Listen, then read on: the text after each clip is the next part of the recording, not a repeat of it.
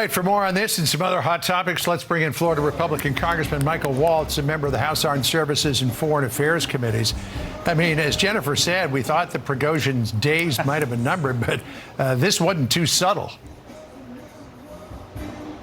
Yeah, John, right. Surprise, surprise. If you cross Putin, don't fire your food taster. Don't stay in a high-rise hotel, and apparently don't fly private in Russia. But listen, make no mistake, this was intended to send a signal across the Russian military, number one. And number two, we still can't count out the Wagner capability, that mercenary capability that Putin's using in Africa right now. Yeah, well, we'll see what the fallout from this is, if any, because we do know that a lot of people were still loyal to Prigozhin, and clearly Putin didn't want him around much longer.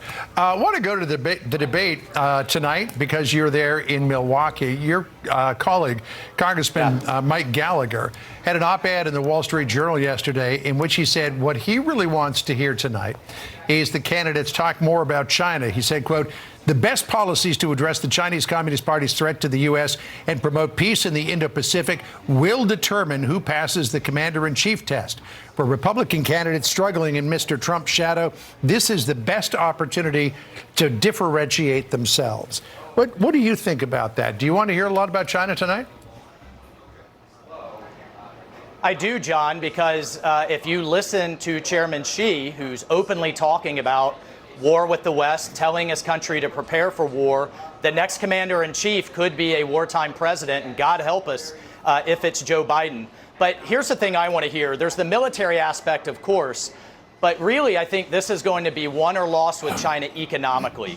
President Trump started a huge first step with the tariffs on steel and on aluminum. But when we talk about Wall Street, academia, when we talk about the NBA and decoupling, how are these candidates actually going to do that when so many aspects of America are drunk on Chinese dollars?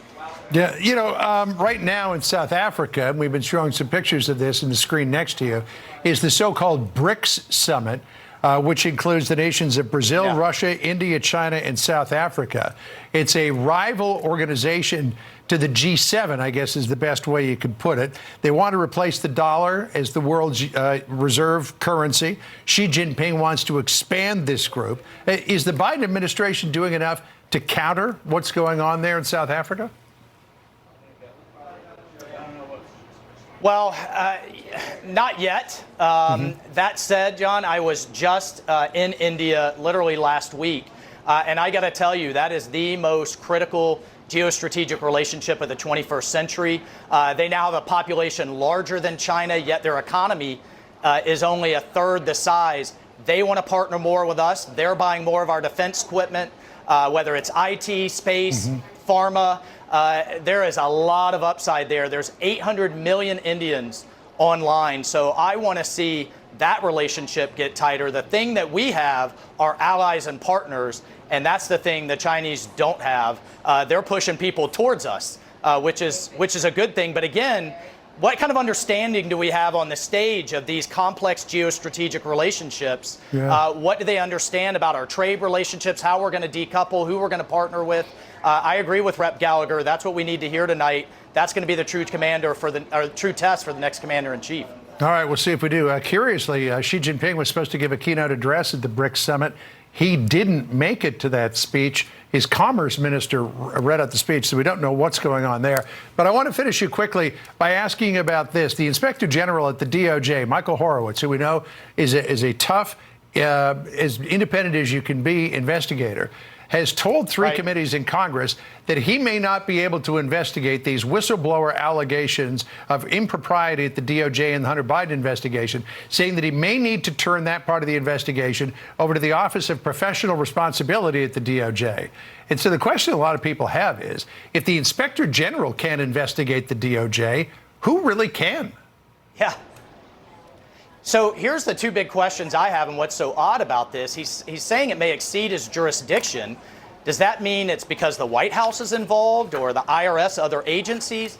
And then the other piece, and here's why this might be a masterstroke for Biden, to make Weiss, the U.S. attorney who gave Hunter that sweetheart deal, now the independent special prosecutor, is it allows him to sit this thing, the Hunter investigation, under investigation in perpetuity. And what we were hearing from folks like the IG is, well, I can't give you information on that because it's under investigation. So they've sat on it the last 5 years, and now they'll be able to sit on it past the 2024 election, perhaps. But I know Jim Jordan, Jamie Comer, and Congress are on top of this. But I think at the end of the day, this was a move to be able to hide the whole thing from Congress.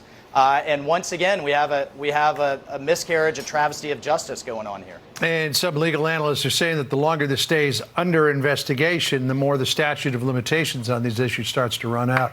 That's right. Michael Waltz, Congressman, the ones good to that talk haven't to you. already run out. Yeah. Exactly, yeah. Good to talk to you. John. Enjoyed the debate tonight. Appreciate you coming on.